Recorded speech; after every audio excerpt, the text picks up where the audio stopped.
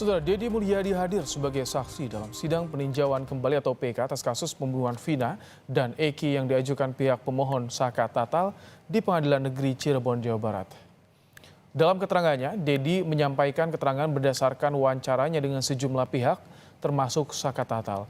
Berdasarkan wawancara di channel YouTube-nya, Saka menceritakan pada Deddy jika pada 27 Agustus 2016 dirinya berada di rumah neneknya.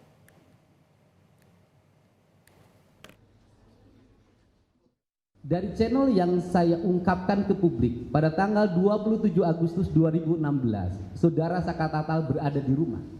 Dia berada di rumah neneknya dan berada di rumah Sadikun. Kemudian pada waktu itu dia nongkrong-nongkrong sampai malam hari di rumahnya Sadikun.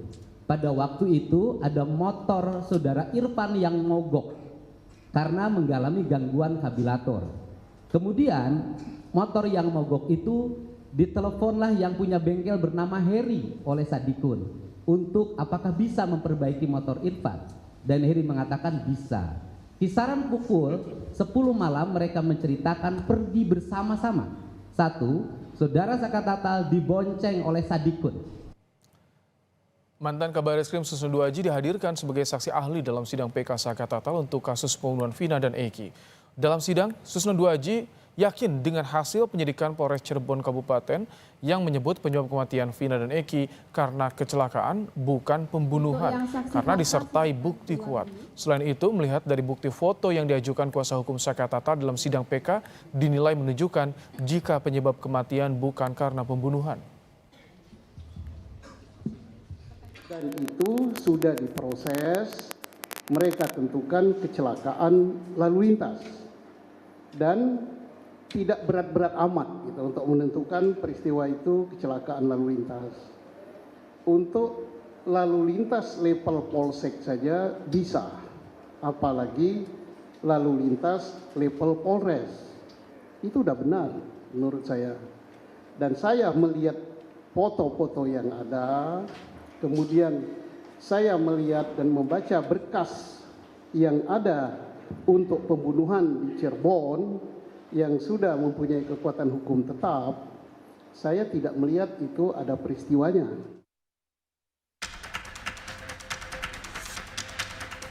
Luka-lukanya yang saya lihat seperti ada hal-hal atau mungkin perbuatan-perbuatan lain, sehingga hati saya terketuk sebagai orang tua untuk mencari penyebabnya.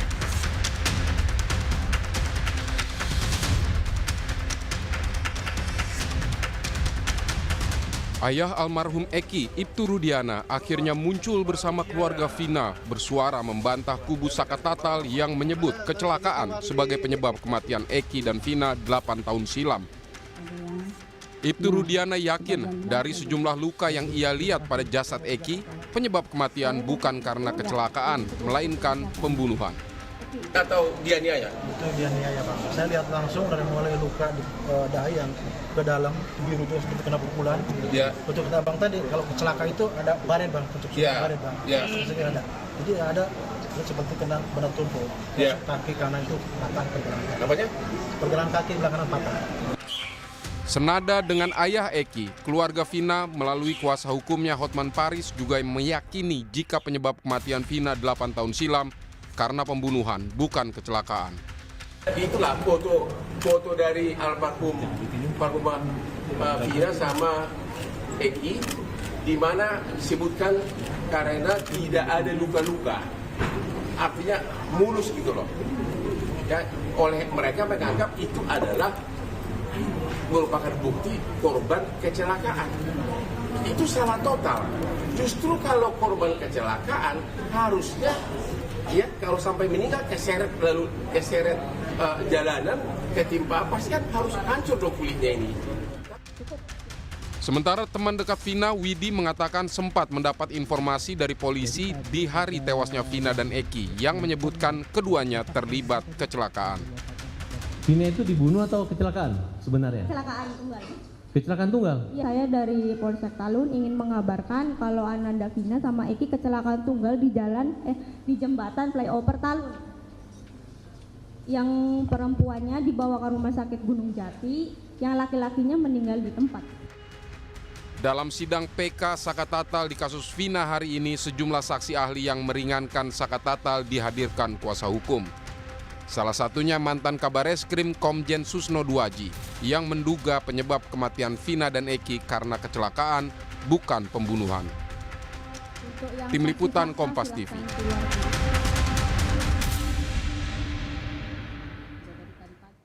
Deddy Mulyadi, mantan Bupati Purwakarta, menanggapi upaya pelaporan dirinya ke Polda Jawa Barat yang dilakukan ayah Eki Ibtu Rudiana. Deddy menyebut hal itu adalah hak setiap orang. Deddy bilang siap untuk menjalani pemeriksaan demi mengungkap kebenaran. Deddy Mulyadi juga meminta agar Aep segera diperiksa Mabes Polri dan dikonfrontasi bersama Dede Riswanto. Sebelumnya Rudiana melaporkan Deddy Mulyadi, Dede, dan Liga Akbar ke Polda Jawa Barat atas dugaan pencemaran nama baik dan penyebaran berita bohong. Warga negara yang harus kita hormati. Dia siap menghadapi laporan itu, Pak? Ya kalau dilaporkan ya harus dihadapi masalah risih. Ya setiap warga negara berhak. Ya nggak apa-apa. Nah, kalau prinsip dasar saya itu kan prinsip dasar saya itu yang paling utama adalah mencari kebenaran dari seluruh proses ini. Mencari kebenaran aja. Ayah Eki Ibtu Rudiana dan keluarga Vina percaya jika kematian Vina dan Eki akibat pembunuhan bukan kecelakaan. Salah satu yang meyakinkan keluarga ialah sejumlah luka yang berada pada jasad Vina dan Eki bukan akibat kecelakaan tapi pembunuhan. Lantas, apakah sejumlah bukti baru yang diajukan dalam sidang PK Saka Tatal ini bisa cukup kuat membuktikan penyebab kematian Vina dan Eki bukan pembunuhan melainkan kecelakaan? Kita bahas, saudara, dengan sejumlah narasumber. Ada kuasa hukum Ibtu Rudiana, Mardi Masani, dan juga ada mantan Kabareskrim, Komjen Purnawirawan Arief Sulistianto. Selamat petang, Bang Mardiman, Pak Arief. Selamat petang. Baik. Yang pertama saya ingin ke Pak Arief. Pak Arief, dengan banyaknya muncul argumen baru yang diajukan di sidang PK Saka Tatal soal penyebab kematian akibat kecelakaan. Sementara di lain sisi, keluarga korban ini yakin akibat pembunuhan. Anda melihat dari kejanggalan yang ada, narasi-narasi yang ada, indikasinya mengarah kemana menurut Anda nih? Apa penyebab kematian Eki dan Vina menurut Anda, bacaan Anda, Pak Arief? Ya, untuk menjawab ini, saya tidak bisa berasumsi berandai-andai. Dasar untuk menyebutkan penyebab kematian itu adalah visum et repertum.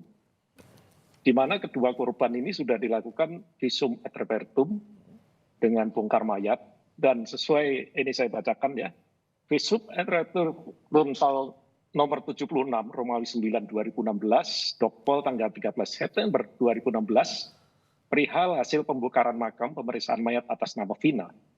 Penyebab kematian adalah trauma tumpul pada kepala yang ditandai patah tulang atap tengkorak dan tulang rahang bawah. Trauma tumpul pada paha kanan dan tungkai bawah kanan yang ditandai luka terbuka pada tungkai bawah kanan. Patah tulang paha kanan dan patah tulang kering yang dapat mengakibatkan perdarahan yang secara bersama-sama maupun masing-masing dapat mengakibatkan kematian. Luka-luka lainnya ada beberapa luka. Kemudian pada Eki trauma tumpul pada kepala berupa patah tulang atap tengkorak bagian depan dan belakang, patah tulang dasar tengkorak, patah tulang rahang atas, patah tulang rahang bawah yang dapat menyebabkan kematian. Nah, dari fakta hukum ini, karena sudah dituangkan dalam visum et repertum dan dijelaskan oleh ahli yang melakukan otopsi, maka ini adalah sebuah fakta hukum yang harusnya dijadikan dasar oleh penyidik. Dari luka-luka yang disebutkan dalam visum itu tadi, ada luka tumpul. Luka tumpulnya karena benturan atau karena dipukul. Oke. Dalam proses persidangan, ini kan sudah tentunya sudah dilakukan pemeriksaan, lakukan konfirmasi dan lain sebagainya. Sehingga berjalan proses dari proses penyidikan, proses pemeriksaan di kejaksaan penuntutan sampai dengan proses di sidang pengadilan yang secara terbuka. Akhirnya ada keputusan hakim yang mengatakan ini.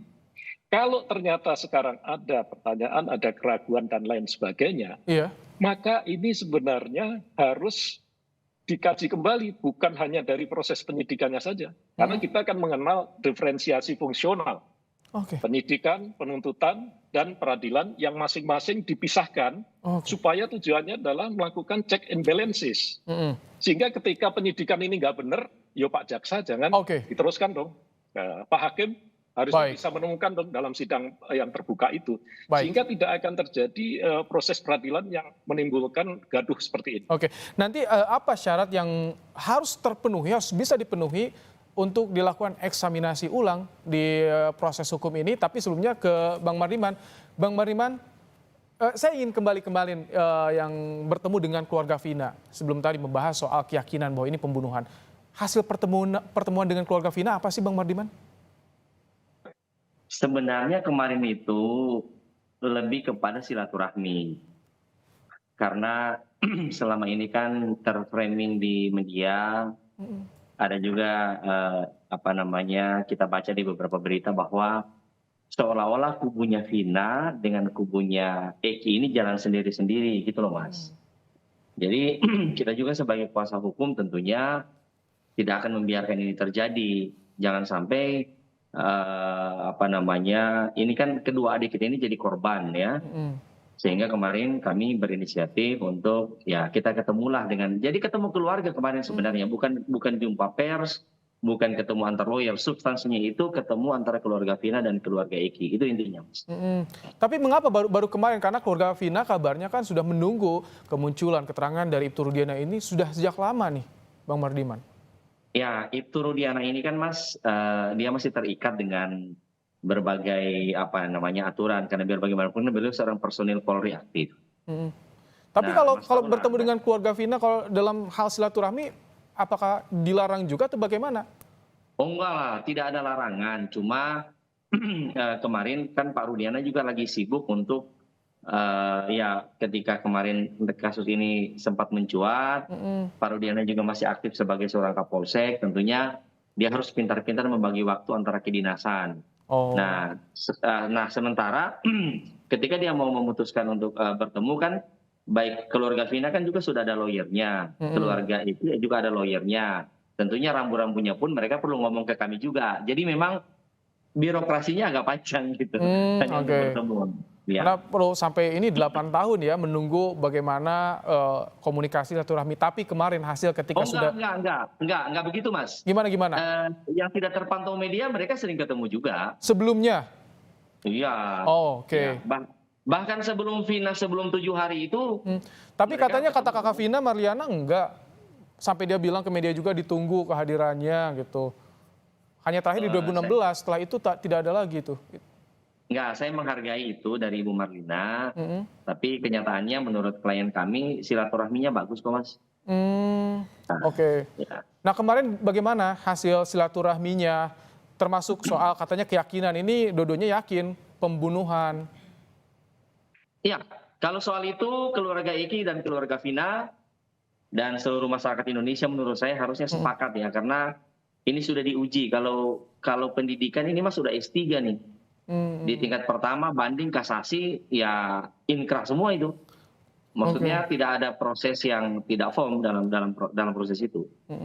Bagaimana dengan novum yang saat ini dibawa di sidang PK Saka Tatal menurut Anda, pihak Ibtu Rudiana? Menurut saya sih kebanyakan bukan novum ya, kebanyakan dari media gitu. Novum ini kan Mas sesuatu yang sudah ada, ya, yang sudah ada sejak tahun 2016 gitu. Pada saat kecelakaan itu ada itu barang gitu kan. Nah kemudian tidak sempat dimunculkan. Nah sekarang itu baru dimunculkan. Nah dari semua novum yang saya baca di media ya, kan saya nggak ikut persidangan ya, saya kan bukan lawyernya. Seperti motor itu sudah muncul dalam berkas. Ya yang lain-lain juga menurut saya ya, saya inilah kalau saya komentarin, menurut saya sih PK-nya harus ditolak ya. PK-nya harus ditolak. Itu yang diharapkan oleh pihak keluarga Ibtu Rudiana. Pak Arief. Bukan yang diharapkan, berdasarkan semua fakta. Menurut saya di persidangan pun jaksa semua menolak dengan tegas, mantap jaksanya. Ya, sehingga menurut saya memang harus ditolak. Oke. Nah, kalau bicara hukum nih, Pak Arief, dengan adanya bantahan dari satu pihak saat ini sedang PK mengupayakan PK. Ini novum seperti apa yang bisa mengabulkan sidang PK, atau tadi bisa dieksaminasi ulang nih Pak Arief? Bukti seperti apa nih yang harus terpenuhi? Ya. Baik, jadi bagi saya yang paling penting adalah keadilan baik bagi keluarga korban, keluarga korban, maupun para terdakwa yang sekarang menjalani hukuman maupun yang sudah bebas. Itu nomor satu yang harus diperhatikan adalah keadilan. Sehingga untuk mencapai keadilan itu harus berdasarkan kejujuran, nilai-nilai objektivitas dan kebenaran dari alat bukti yang diajukan.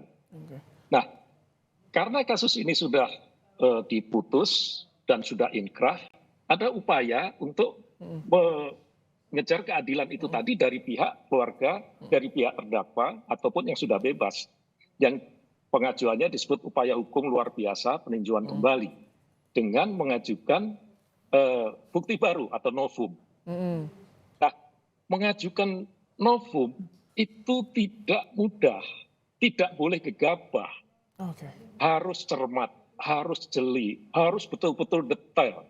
Karena saya pernah ketika menjadi penyidik, pernah mengajukan PK dan tidak boleh gegabah. Apa itu saksi? Apakah dia betul-betul saksi? Saksi itu orang yang mengalami, mendengar, dan melihat sendiri, bukan katanya. Kalau katanya itu bukan saksi. Ya, seperti tadi saya lihat Pak Dedi, dia diceritakan sini, sebetulnya nggak ada gunanya itu. Jadi ini yang harus dicari adalah bagaimana untuk bisa mematahkan konstruksi pembuktian yang sudah dilakukan di dalam proses persidangan itu ternyata salah atau terjadi kekilafan hakim sesuai dengan pasal 263 KUHP. Sehingga tidak bisa sembarang banyak-banyak orang dihadirkan di dalam sidang dan itu saksi. Ingat, satu saksi 50 saksi itu tetap satu alat bukti keterangan saksi harus didukung dengan bukti-bukti yang lainnya. Seperti contohnya, dia bukan pembunuhan, kecelakaan. Ada nggak buktinya bahwa itu adalah kecelakaan tunggal, gitu. Nah, sehingga ini tidak bisa berasumsi kita. Maaf saya potong, ini kalau diskursusnya kan sekarang udah mulai ke penyebab kematian yang dulu dikabarkan sudah teruji di sidangan beberapa tahap tadi disampaikan Mas Mardiman. Jadi ini apakah seperti mundur atau bagaimana Anda melihatnya? Jadi saya perlu luruskan dulu di dalam konsep hukum. Tidak boleh kita menyebabkan penyebab kematiannya kecelakaan tunggal. Penyebab kematian itu seperti yang dikatakan di dalam visum et repertum. Yang harus dibuktikan adalah kebenaran peristiwanya. Apakah ini pengeroyokan atau pembunuhan, katanya ada perkosaan juga, atau ini kecelakaan. Nah, inilah peristiwa yang sebenarnya ini yang harus dibuktikan. Apa bukti-bukti yang akan diajukan kalau memang dari pihak yang mengajukan peninjauan kembali itu ingin mematahkan apa yang sudah diputuskan oleh majelis hakim sampai dengan kasasi ini. Oleh karena itu saya katakan tadi tidak bisa gegabah, tidak boleh banyak-banyak, tidak cukup hanya banyak-banyak saksi saja, tapi harus dilengkapi dengan bukti-bukti yang lain, bukti-bukti fisik, bukti-bukti material. Contohnya tadi luka pada kepalanya pecah, apa yang menyebabkan benda tumpul? Di situ ada barang bukti batu. Betul nggak ini batu ini cocok dengan bentuk perlukaannya? Disesuaikan apa enggak waktu itu? Nah, ini contoh-contoh seperti ini. Baik, ya. Mas Mardiman, ketika mulai ada pengakuan dari saksi yang dahulu pernah diperiksa membantah soal ternyata ada intervensi mengakunya, bukti apa yang dimiliki oleh kuasa hukum dari Ibtu Rudiana untuk bisa mematahkan argumen-argumen yang mereka keluarkan terakhir-terakhir ini? Sebenarnya sih beban pembuktian dari kami nggak ada, Mas, karena mereka lah yang mau beban pembuktian ini justru dari mereka. Kita hanya membantah-bantah di media saja, maksudnya kita juga tidak ingin membiarkan ini jadi bola liar, ya. Jadi tujuan kita adalah untuk mengimbangi informasi lah. Kalau kita sendiri kan nggak mungkin, Mas, karena kita sudah diwakili oleh jaksa. Korban itu kan dalam terminologi pidana diwakili oleh negara. Jadi negara lah yang berbicara untuk atas nama Vina. Makanya kemarin mewakili kita itu jaksa, kan gitu. Yang mewakili proses penyidikan adalah polisi, hakim yang memutuskan. Jadi ketika melihat ada saksi, tapi kalau saya lihat ya, Mas, terus terang. Iya, ketika saya lihat terus terang ya, dari saya ikuti di persidangannya itu novum mereka ya lemah semua lah menurut saya. Termasuk tadi saksi yang dihadirkan, menurut Anda? Enggak, saya tidak melihat kualitasnya. Jadi kualitas kesaksiannya dalam kapasitas apa? Penyebab kematian kan tadi Pak Jenderal Arief bilang ya sudah selesai, ada 2 kali visum. Gitu. Baik. Saya ingin terakhir singkat ke Pak Arief. Pak Arief, soal reaksi dari Ibtu Rudiana ketika mendengar kasus kecelakaan kematian anaknya, langsung mencari terlebih dahulu informasi-informasi, baru dilaporkan ke Reskrim. Bagaimana dari sisi reserse melihat soal ini? Ya, Rudiana adalah seorang anggota reserse narkoba. Kebetulan anaknya sendiri yang meninggal dunia, setelah dicek, dia curiga. Kemudian dia mengumpulkan teman-temannya untuk mencari informasi. Dapatlah dia informasi dan dikumpulkan orang-orang yang dicurigai itu. Betul, Jenderal, betul. Melakukan penangkapan kan. Betul. Tapi kemudian dia melakukan interogasi. Dari interogasi yang dilakukan ini, dia mendapat satu hipotesis atau menduga bahwa ini bukan kecelakaan tunggal. Ini Jadi secara prosedur? Ya, ini secara prosedur dia melakukan penyidikan sendiri, padahal ini bukan tugasnya. Tetapi dia sebagai orang tua, dia rasa kok cuma begini gitu. Sehingga itu diserahkan secara prosedural. Kemudian dia setelah mendapat informasi itu diserahkanlah kepada unit reskrim. Yang melakukan penyidikan selanjutnya adalah unit reskrim. Nah, selanjutnya penyidikannya dan lain sebagainya seterusnya itu oleh Polresta. Sebagai orang tua yang tadi digarisbawahinya. Terima kasih. Terima kasih, Jenderal. Baik, Komisaris Jenderal Purnawirawan Arief Sulistianto, mantan Kabar Eskrim, dan juga Mas Mardiman Sane, kuasa hukum Ibtu Rudiana, telah berbagi pandangan dalam program Kompas Petang sore hari ini. Terima kasih.